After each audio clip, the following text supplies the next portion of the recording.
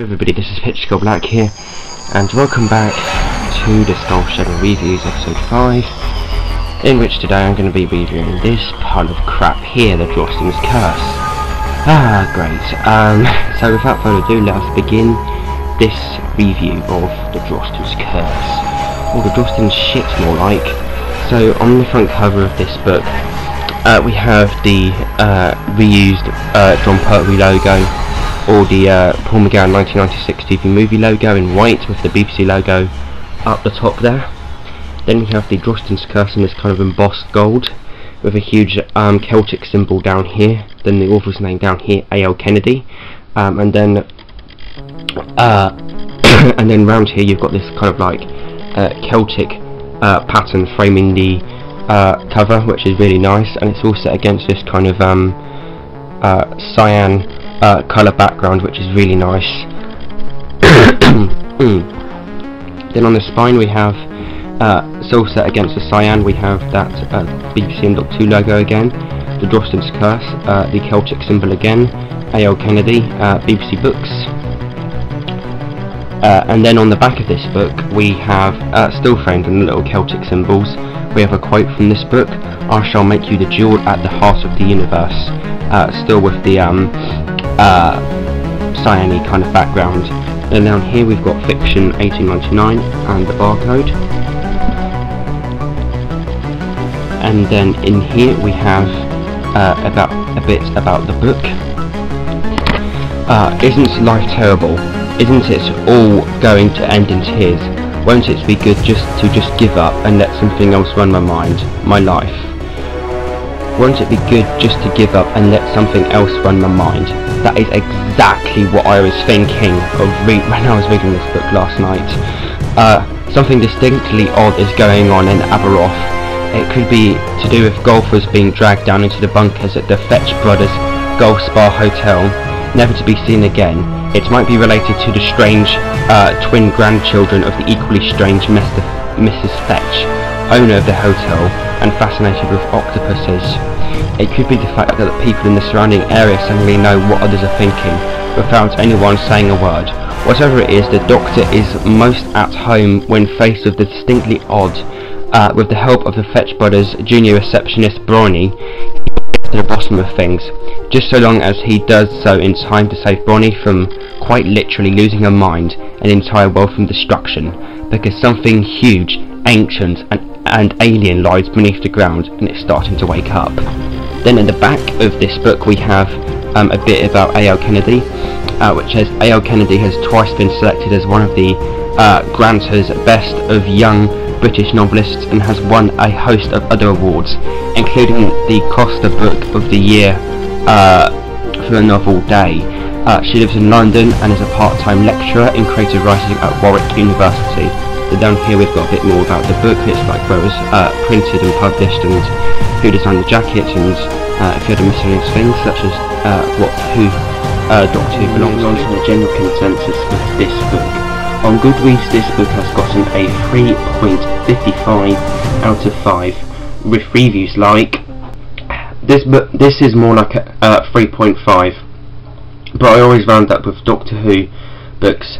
Kenny does an exceptional job of capturing the funny, bonkers, sly like a fox fourth Doctor of the Douglas Adams era, i.e. City of Death. The problem is her story is set earlier in Tom Baker's run, in the gap between The Deadly Assassin and The Face of Evil, when his Doctor was more serious and the comedy was less prevalent. This kept it from feeling like a perfect past Doctor story for me. Also, I always struggle with Doctor Who books where the on-screen action goes far beyond the budgetary possibilities of the era it is recreating. On the plus side, Bronnie makes a perfect companion, an enjoyable read, but not nearly as good as capturing the spirit of classic Who as The Harvest of Time, 4 out of 5. There are times when I think A.L. Kennedy pushes the eccentricity factor to breaking point. This includes the Fourth Doctor, who occasionally dives into the lunacy of Season 17, as opposed to maintaining the more restrained lunacy of Season 16. Those issues aside, this is a lovely, witty, exciting and very English adventure that actually makes superb use of extremely short chapters. The bite-sized chunks help to make this story fly like the wind, and the end result is the feeling that the reader had survived a PG Wodehouse book, taking a light acid trip to the dark side. 4 out of 5. This wasn't good at all. At one point early in the book, a young man starts to ramble as he explains something to the Doctor, and the Doctor sternly cuts him off and tells him to get to the point. I thought that was a subconsciously meta moment for the story, because this story rambled. Oh, did this story ramble. It rambled, and it was self-consciously zany. The prose was all, "Hey guys, I am zany and quirky, so quirky, and octopoids. I want to throw this book against the wall. I wanted to throw this book against the wall. Well, I forget how many times. This was at best a 200-page novel padded out to approximately 360 pages. Thanks Zonin, I am done with it." 2 out of 5. Conceptually speaking, this story could have been really good. The story itself and the monster were pretty interesting and original. However, it was so poorly executed as to make it a massive disappointment. The prose is rambling, verbose and tangential throughout the book. It's obviously meant to be quaint or witty like Adams or Wodehouse, but instead it actually comes off as neither and is instead of often boring and even irritating. This applies to a lot of the first-person perspectives in the story. Despite the ample amount of insight into the small cast of main characters, they still come off as two-dimensional cliches. And padding and more padding.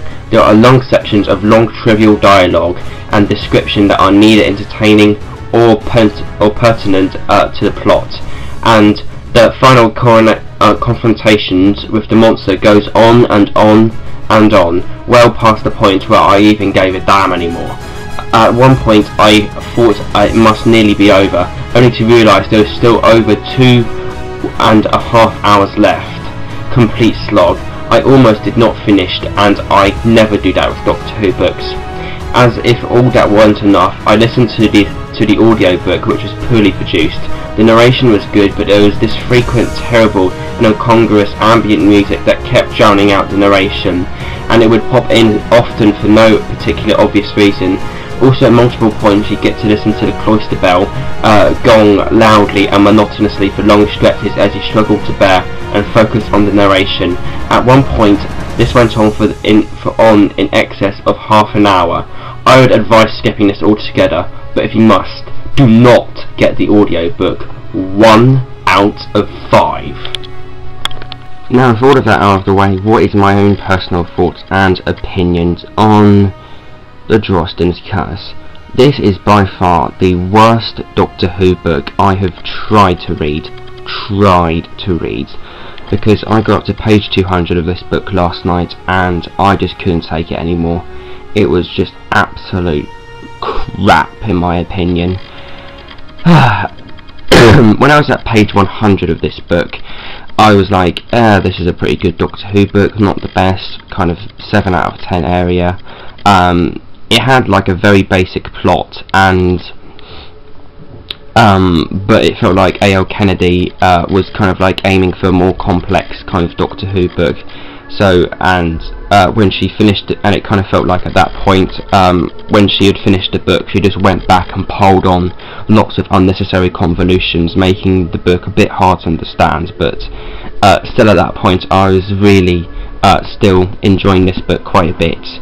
Now I'm at page 200 of this book, and it's just garbage. You know how a plate shatters? Well, this book feels like a 250 long page Doctor Who book that has been stretched out by Kennedy so much to the point in an attempt to make it like 360 pages long, where it's like shattered, and she's tried to reassemble it, but she couldn't find all of the pieces, and she tried to reassemble the book with what pieces she could find, and some unnecessary and utterly inconsequential scenes, like in page 196 to 197 of this book, there is a scene where some guy just walks into a chips shop and just wants his dinner, and just nobody comes to the counter, and he just shouts to the back, "Hey, is there anybody in there?" or something like that. Then this huge, well-built bastard just comes out of the back of the shop, shout to him, "Hey, you think this is a very low-class job, don't you?" and just jumps over the counter, gets all pissy at him, and just starts assaulting him and ripping his ear off with his teeth. And I'm like, what the fuck has this got to do with the book? Seriously. So it just feels like this Doctor Who book that is just been broken and tried to, and has been attempted to be reassembled by someone, but and that person has kind of like added in lots of unnecessary and ultimately inconsequential scenes to this book, making it just really impossible to get into, quite frankly. And as you'd have gathered from that, this book goes on for way too long. And like I said, I'm at the page 200 mark now, and when I reach the 200 page long, when I reached the 200 page mark last night, I was like, there's still 160 pages to go of this book? Are you fucking kidding me? This book should be wrapping up by now. It's overlong, really drawn out, with loads of inconsequential scenes, and it's just kind of delved into this really dull runaround kind of type book. In my opinion, it's not good at all. The villain himself, who's like supposed to be this really intimidating, ethereal, kind of spiritual, ghostly kind of creature, for some reason I kind of want to compare him to Magnus Greel from Talons of Weng-Chiang, but I don't really know why. I think he's supposed to be like really an intimidating villain and whatnot, but he just isn't intimidating at all, and he's just quite a dull villain really, with a stupid name, which is the Barsukar. And I'm just like, that's a shit name for a villain, and he's just a dull villain really. He's not doing a terrible lot. He doesn't seem, I mean, he does seem quite powerful, but he's just really dull and just does jack shit really. And that's all I can pretty much say on this piece of crap. Would I recommend it? Absolutely not. I can't understand why this book has gotten rave reviews online. This book is just terrible in my opinion, and I really don't recommend the Drosten's Curse. This is by far the worst Doctor Who book I've ever tried to read, and it gets a 3 out of 10 from me. It's not a good book at all. I would definitely not recommend the Drosten's Curse. And that pretty much concludes the Skulls General Reviews episode 5 of the Drosten's Curse by A.O. Kennedy, or the Drosten's Shit as I like to call it. The Drosten's big diarrhea dumpy shit. So yeah, but that pretty much concludes the Skulls General Reviews episode 5. So like, comment, subscribe. I hope you guys enjoyed this video. Pitch Skull Black, dematerializing.